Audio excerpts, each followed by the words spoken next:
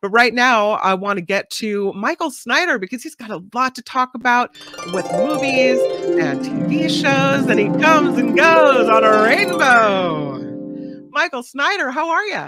I'm good. Hi, everybody. I hope everyone's keeping warm and dry. Kim, Albert, and of course, Mark in absentia. I'm broadcasting from my own private island, Albert, not owned by any sovereign nation but me.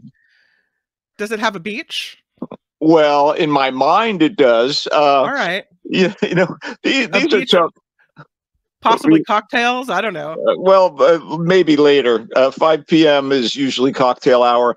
But, during stressful times, I like to recall the immortal words of George Clinton, free your mind and your ass will follow. And that's kind of how I look at things. By the way, speaking of stressful times, regarding the sedition panda, I was really excited to see that guy convicted for impersonating a panda without a legal bamboo ballot. I mean, pandas love to eat bamboo, and honestly, we need more crackdowns against unlicensed furries. That really, the furry community was up in arms over sedition panda. That's not fake. That's real. That's hilarious. Yeah, kind of. It's San Francisco is like a wonderland, isn't it? I mean, I was walking down to my local cafe a couple days ago, not the Royal Ground, although I love the Royal Ground. I was heading for fueling station, and I was startled as a garbage truck came through the intersection of Polk and Union, hit a pothole with a massive bang, and triggered the car alarms of 3 autos in back-to-back parking spaces. There's never been anything like this. The truck kept moving down Polk Street, and the car alarms, they kept bleeding in this loud mechanical 3-part harmony, and I could still clearly hear it from my destination 3 blocks away. It's the music of the city. Indeed. You gotta love that. And one quick note before we get to movie reviews. Yeah. Speaking of music, tonight at the Oasis, south of Market, Adriana Roberts, the ever glamorous mistress of Booty Mashup, which is San Francisco's groundbreaking and highly influential mashup party, will present Britney versus Taylor, an epic musical battle of the blondes with mashup recordings. Not to be missed. No. Featuring the songs of Britney Spears and Taylor Swift, spun by Adriana, Jupiter Gatling, and who knows who else. And there'll be live lip sync performances by The Monster Show. And I promise you that the GOP would condemn this if they knew about it. I just know they would. Let's not tell them. Shh. No, don't. Mum's the word. Mum's the word. Shall we get to movies, Kim McCallister? Yes, let's do it. Although Britney versus Taylor, I don't know. I think there's some more to talk about there. But yeah, let's move on because we never have enough time with you. So your first movie, I think, was Creed 3. Yeah, well, Lordy, what hath Stallone wrought? It's yet another boxing film franchise, now on its 3rd installment. The beloved Rocky movies, including the Oscar-winning first one, made Sylvester Stallone a star as the working-class Philly pugilist Rocky Balboa, who fights his way into the heavyweight championship match. And decades later, after a number of sequels, Rocky spawned Creed, a movie about Adonis Creed, the young son of Apollo Creed, one of Rocky's opponents in the ring. So Adonis is a kid with skills who aspires to boxing success and becomes Rocky's protege. And with rising stars Michael B. Jordan, and he plays Adonis, and Tessa Thompson as his pop star love interest, Creed scored and soared, and a new franchise was born. So, yeah, I don't know. Modern movie franchises can be like prestige serialized TV shows. You have to watch them all to really get the full effect. And in some cases, like the case of the Creed movies, the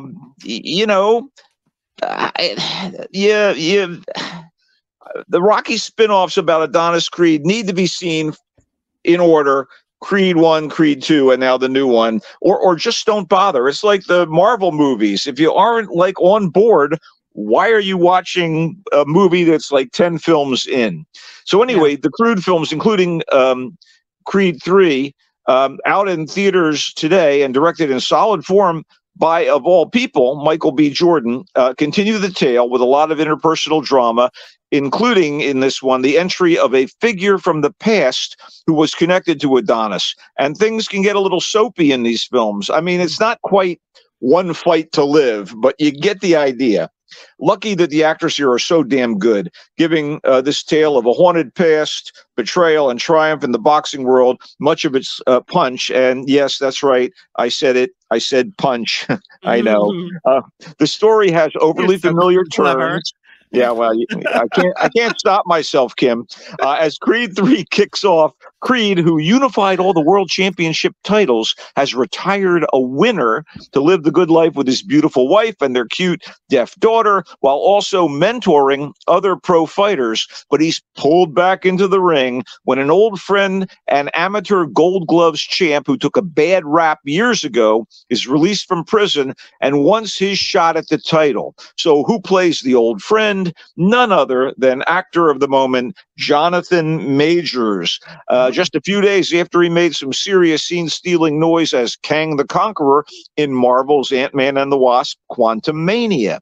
So is Majors' character a good guy or a bad guy here? Will he end up actually fighting Creed, who has given up the so-called sweet science for domestic life and his business interests?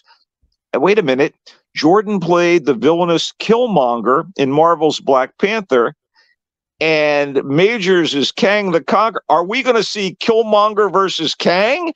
No. Well, that would be telling anyway.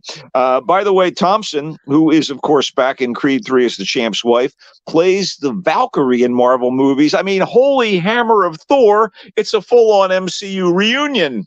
To be fair, it's always a treat to watch the likes of Jordan, Thompson, and Majors do their thing, and this is no exception. Even when the familiar dramatic beats and sports movie tropes are trotted out, this charismatic trio breathes life into them, and the boxing matches are beautifully executed. Good going to director Jordan, his cinematographer, and the editor here. The familiarity can be a bit much, but the whole package is well executed, heartfelt, and when the gloves are on, exciting to watch. All right, it's no knockout like Creed or technical knockout like Creed 2, but Creed 3 manages to win on points. It's in theaters, so I give it a recommendation. Okay, you recommend. I like Jordan, so I find his characters are always to be compelling, and there's something about his honest face that I like. So I don't know. I'm probably drawn toward him. I don't know if I'll see this movie, but I like that you recommend it. So that's well. Good. If he's front and center, he is always reliable and always potent. And again, if you haven't seen Creed 1 and 2, why are you don't even think about seeing Creed 3, okay?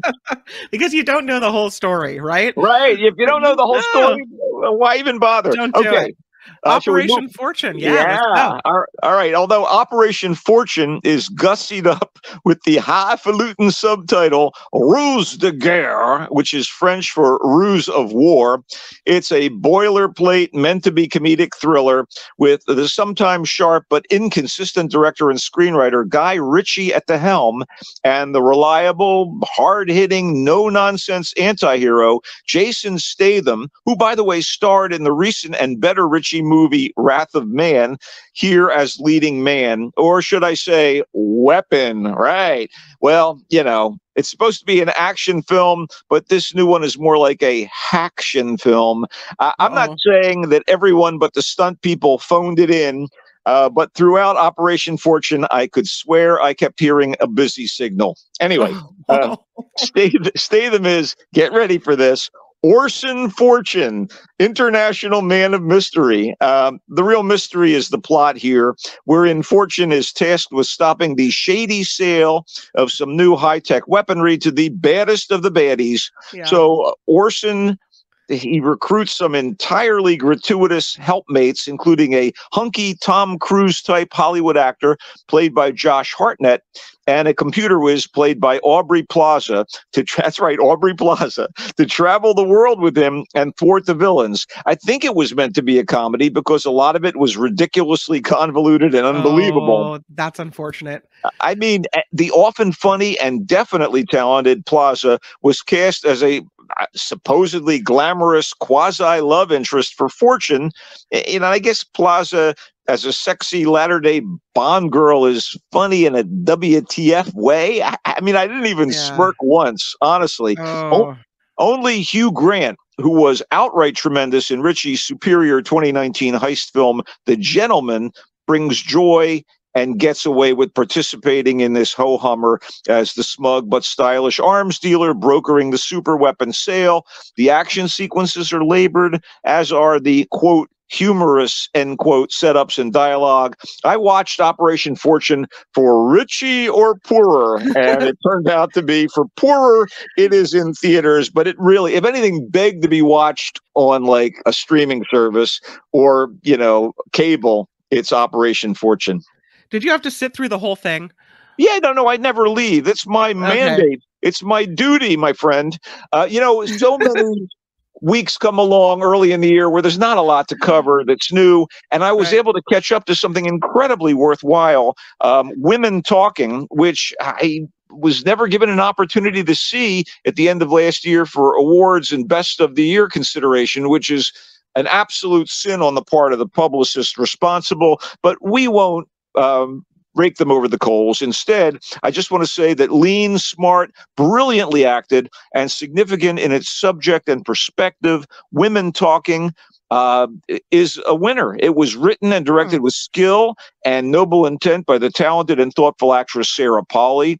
I admire all of her work, whether she's on screen or behind the camera. It's shot in a spare, utilitarian style that fits its script and purpose, which is to investigate the dilemma facing a group of women from a rural religious community.